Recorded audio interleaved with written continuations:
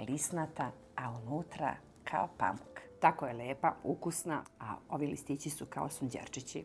Idealna je i za slave i ovako za svoju porodicu kad nam dođu i gosti.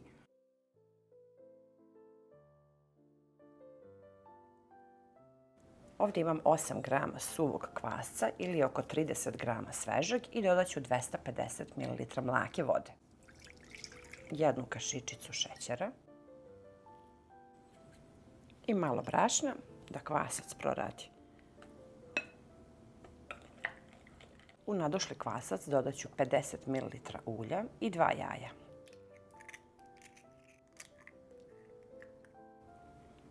Promešamo i dodajemo brašno. Ja sam pripremila 500 grama sve ukupno i jednu punu kašičicu soli.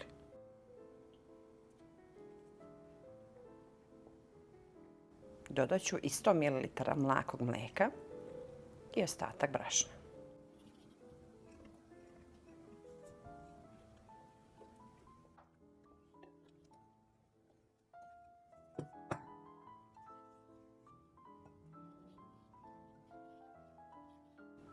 Potrošila sam 500 grama za testo, ali ću da dodam sigurno još nekih 50 do 70 grama, jer je još uvek mekano, pa dodajemo pomalo i mesimo.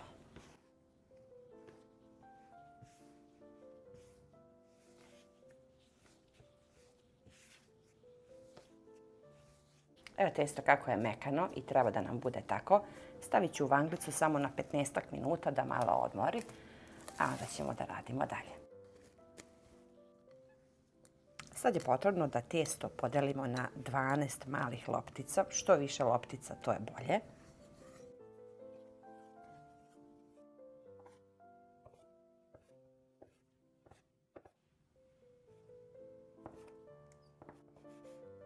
Oblikujemo male loptice pa sklonimo sa strane. Otprilike ih ovako odvojimo da nam budu slične veličine.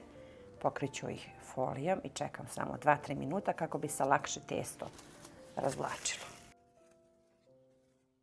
Sad ćemo svaku lopticu da razvučemo koliko to može. Što tanje, to bolje. Znači razvučemo ovako skroz tanko, sklonimo sa strane, pa ćemo tako jednu po jednu. Sad je najbolje da uzmemo papir pa da stavimo prvu koricu lepo na sredinu. I sve radimo na papir, a onda samo prenesemo u tepsiju. Ovdje sam pripremila 100 grama otopljenog putera, može mast. Po pravilu ova pita se pravi sa domaćom mašću. Može ulje, margarin, znači šta god vi volite. Premažemo preko cijele kore. 250 grama sitnog sira. Ovo je mlad neslan sir, pa stavimo pomalo na koricu ovako. A onda stavimo sljedeću koru, lijepo razvučemo. To je jedna predivna starinska pita, to su pravile još naše bake, naše majke. Samo ja pamtim da je moja mama koristila domaću mast, a sve drugo je isto.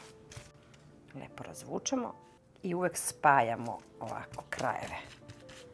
I prstima malo, opet premažemo, opet malo sir i tako ređamo 12 korica. I ostavljamo ovako svud pomalo, nema potrebe da se mnogo stavlja. I tako ćemo da ređemo sve jednu na drugu i što tanje korice, ova pita je sve lepša. Kad se to bude ispeklo, nema ništa slađe.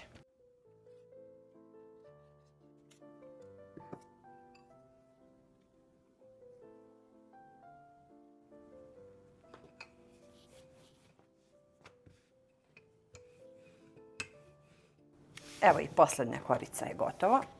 Meni je puno lakše ovako sve da ih razvučem. I onda samo ređamo.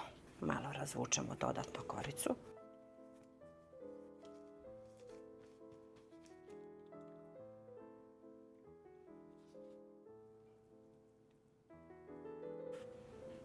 Evo i posljednja korica.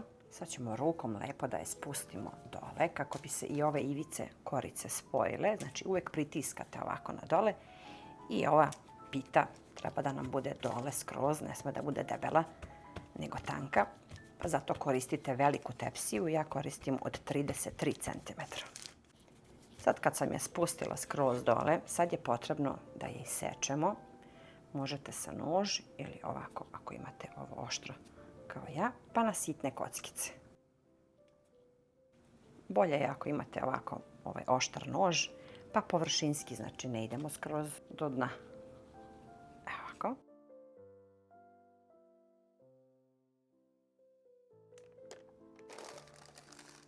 Puno je lakše ovako sa papirom da se prenese.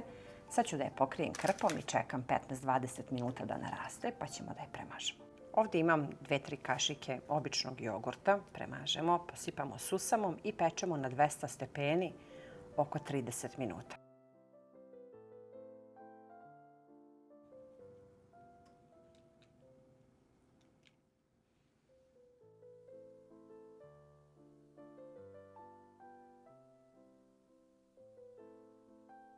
Pekla sam je 35 minuta, taman se sad malo prohladila, sad ćemo da je izvadimo na dasku. Tako je krckava s polja, kao žužu pogača. Ima ove predivne korice, lisnata, a unutra kao pamuk.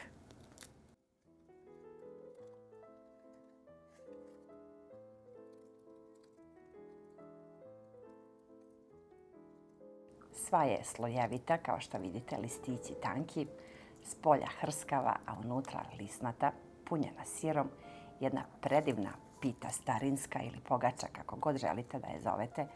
Ovo je recept od davnina, pravili smo sa domaćom mašću, a ovaj sa puterom, pa je sad meni tako ukusnija. Ali verujte mi, sa mašću je jako lepa. Tako je lepa, ukusna, a ovi listići su kao sunđerčići. Ja sam sigurna da ćete da probate po mom receptu. Idealna je i za slave i ovako za svoju porodicu. Ja verujem da svako voli. Uz ovo vam stvarno ništa ne treba, paradajz ili kiselo mlijeko, ajvar, lepota jedna. Pišite vašoj Aurori ako budete probali ovaj moj recept. Sve vas puno pozdravlja vaša Aurora, pa se vidimo uskoro sa nekim novim receptom iz moje kuhinje.